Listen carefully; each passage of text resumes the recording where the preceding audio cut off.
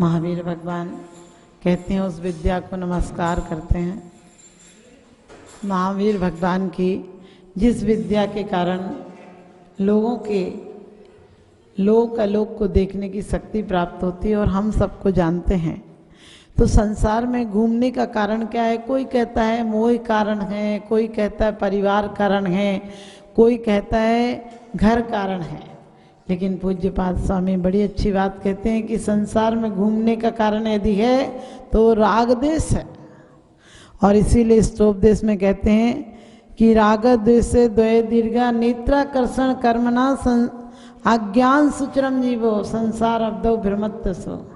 कि आज तक यदि संसार में हम घूमे तो क्यों? अज्ञान के कारण। और अज्ञान क्यों प्राप्त हुआ? राग द्वेष के कारण। और नेत्राकर्षण कर्मणा, जिस प्रकार से मथानी विलोते हैं, आपको पता दही विलोते हैं तो क्या करते हैं? अब मिक्सी चल गई, अब बड़े बड़े सिस्टम चल गए। आचार्यों ने जिस समय लिखा है बिल्कुल सटीक लिखा है कि यदि आप दही विलोते हैं तो क्या करते हैं? मथानी का एक हिस्सा पीछे जाता है और दूसरा आगे आता है। लोग कहते हैं कि हमें तो राग नहीं है। आप ध्यान रखना, हमारे यहाँ ये नहीं लिखा है कि भगवान को बीत द्वेष से, बीत रागी लिखा है। क्योंकि यह राग याग दहे सदा ताते समामृत से ये चिर भजे विषय कसाए अब तो त्याग निज पद भेये। क्योंकि राग और द्वेष के कारण ही संसार है। पहले राग है, बाद में द्वेष है। जहाँ जहाँ राग होगा वहाँ वहाँ द्वेष होगा। इतिहास उठाकर देख लो, जितनी घटनाएं हुई वो राग के कारण हुई, द्वेष के कारण नहीं हुआ। राग से ही द्वेष उत्पन्न होता है। आप कोई चीज़ पाना चाहते हो, नहीं मिलती है, आपको द्वेष हो जाता है। आपने देखा, आप कहीं से गुजर रहे हैं और आप सड़क पर खड़े किसी से लिफ्ट मांगते हैं और कोई नहीं देता है, आपको दिक्कत नहीं होती है? सोचते नहीं दिया, नहीं रुका, कोई और रुक जाएगी। लेकिन उसी में कोई आपकी जानने वाली गाड़ी आ जाए, जानने वाला व्यक्ति आ जाए और वो आप हाथ दो और वो ना रोके, तो सच बताना क्या होगा? उससे द्वेष हो जाएगा। क्योंकि हमारी अपेक्षाएं ही उपेक्षाएं बनती हैं, हमारा राग ही द्वेष बनता है। इसलिए हमारे आचार्यों ने कहा है राग याग दहे सदा। आज तक संसार को बढ़ाया है किसने? राग ने बढ़ाया है। जिसने राग देश का मादिक जीते सब जग जान लिया। जीते जी सब जग जान लिया।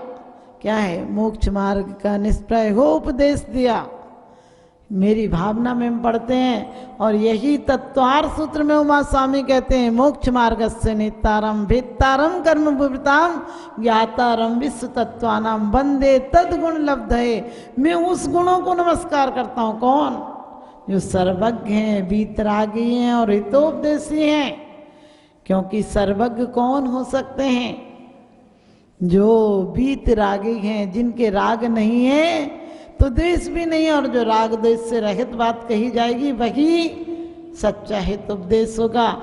इसलिए कहा है वीतरागी के शास्त्र, ये वीतराग भगवान के द्वारा कहे हुए शास्त्र ही सच्चे शास्त्र हैं और उनके मार्ग पर चलने वाले गुरु ही सच्चे गुरु हैं। क्योंकि तीन चीजें प्राप्त करना है: सम्यक दर्शन, सम्यक ज्ञान, सम्यक चारित्र।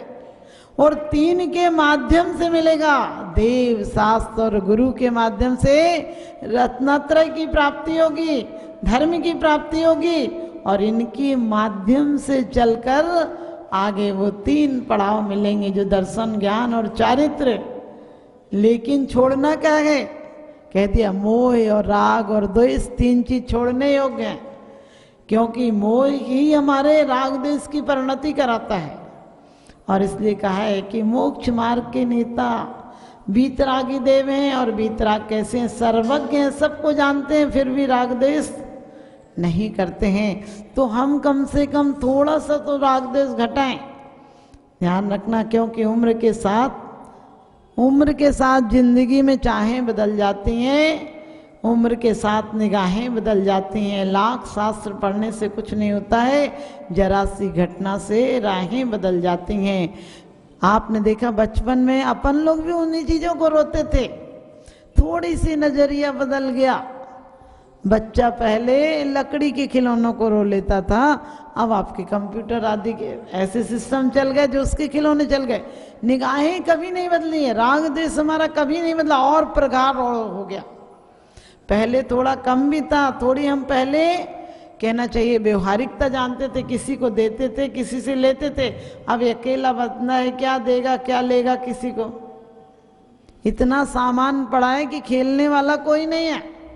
और पहले कुछ नहीं होता तो पत्थर से ही बच्चे खेल लेते थे, वो क्या बोलते उसको कुछ, हाँ लांग लांग कर खेलते थे, उससे खेल लेते थे। छुपा छुपौल खेल लेते थे, ना पैसा लगता था ना कुछ लगता था, और मनोरंजन और होता था। किसी सबके घरों में जाने की छूट थी, बच्चे किसी के घर भी छुप जाते थे और कोई बच्चों को कुछ नहीं कहता था। कहता भी था तो सिर्फ प्यार से कहता था, तुम लोग जाओ घर, नहीं तो मारेंगे, लेकिन मारता कोई नहीं था। सबको पता था बच्चे खेलेंगे, क्योंकि मनोविनोद था। अब लोग कहते हैं अब तो राग देश नहीं राम ने किया, अब और ज्यादा हो गया। अब क्यों राग देश हो गया? क्योंकि मिथ्यात का तीव्र पंचम काल है, मिथ्या दृष्टि ही पैदा होंगे। यहाँ आकर जरूर सम्यक दर्शन पैदा कर सकते हैं, लेकिन जन्म से तो मिथ्या सहित ही पैदा होंगे। इसलिए कह दिया कि पंचम काल में राग देश के ज्यादा निमित्त मिलते हैं। लोग कहते हैं राग देश छोड़ दें तो परिवार कैसे चलेगा? हमने कहा परिवार और अच्छे से चलेगा। राग देश दया दीर्घा नेत्राकर्षण कर्मना, कह दिया राग देश के कारण ही तेरा संसार है। एक एक दृष्टांत देखो, सत्य घोष की बात देखो, जो आगे चलकर वो राजा सिंह सेन कौन बने? जिन्होंने न्याय किया था। जो हमें बाहर से दिखता है, मत फिसलो ऊपर की सफाई पर, और वर्क चांदी का चढ़ाए गोबर की मिठाई पर। जो ये कहता था कि मैं सत्य बोलता हूँ असत्य बोलूं, उस दिन जनेऊ में चाकू रखता था कि असत्य बोलूं तो क्या करूं, मैं जीव काट लूं। लेकिन क्या हुआ? कोई मित्र रत्न रख कर चला गया, विदेश चला गया, लौट कर आया तो रत्न मांगने लगा तो कहता है नहीं दूंगा। ये आज की बात नहीं है। सोचते हैं लोग अब पाप बढ़ गए, पाप तो शुरू से थे, वरना बुद्ध महावीर क्या कर रहे थे? क्यों उपदेश दे रहे थे अहिंसा का? यदि उस समय लोग न्यायप्रिय थे तो फिर उपदेश क्यों को दे रहे थे? हमारे महावीर भगवान ने अणुव्रत महाव्रतों के उपदेश दिए। किनको दिए? सब अणुव्रत थे तो अणुव्रती थे तो उपदेश क्या जरूरत थी किसी को देने की?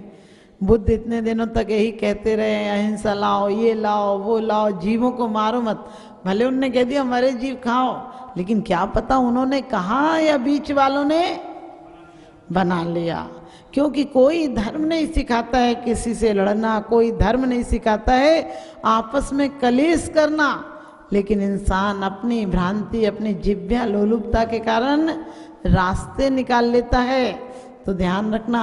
कोई लोग कहते हैं पहले तो अच्छा युग था। मैंने कही तालमद की एक किताब है 6000 साल पुराने, उसमें भी लिखा है कि पहले के लोग बहुत अच्छे थे। आपने अपने बुजुर्गों से भी सुना होगा, बाबा बाबा से, कि एक जमाना था, हमारा जमाना था, यानी उनका जमाना बहुत अच्छा था। वो यही कहते थे कि हमारा जमाना अच्छा था, और हम कहते हैं हमारा जमाना अच्छा है। वास्तव में जमाना कोई ऐसी बात नहीं कि नहीं अच्छा है। मंदिर पहले से बड़े बन गए, लोगों के व्यापार बड़े हो गए। जो फर्नीचर तुम्हारे यहाँ है वो सच पूछो सिकंदर के पास भी नहीं था।